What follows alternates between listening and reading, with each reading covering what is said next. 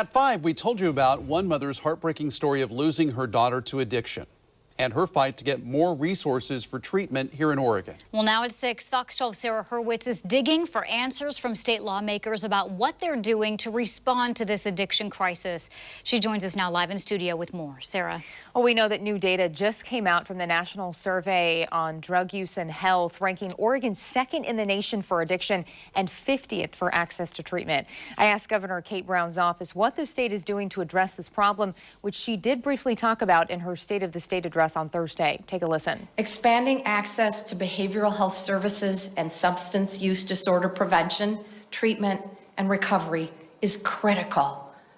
I will continue to partner with the legislature to finalize significant investments in behavioral health this year.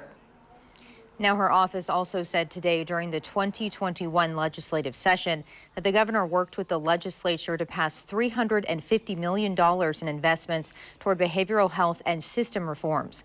A spokesperson says her office met with Oregon Recovers, the Alcohol and Drug Policy Commission, and key stakeholders to work on solutions. And the state has already handed out $31 million in new funding to treatment programs. Her office also says later this month, the Measure 110 Oversight and Accountability Council will award up to an additional $302 million to behavioral health resource networks. A spokesperson also says the governor recognizes that there is a workforce crisis in a number of healthcare fields that deal with addiction treatment. And the governor directed state agencies to develop retention bonuses, which were distributed in November. Sarah, she mentioned the legislature. Are there any bills aimed at addressing the addiction crisis during this legislative session?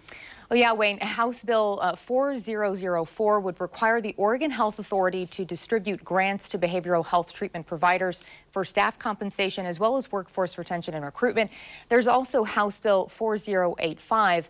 This would give a parent or guardian the ability to admit a child with or without that child's consent to an inpatient treatment facility or program that is licensed through OHA or the Department of Human Services.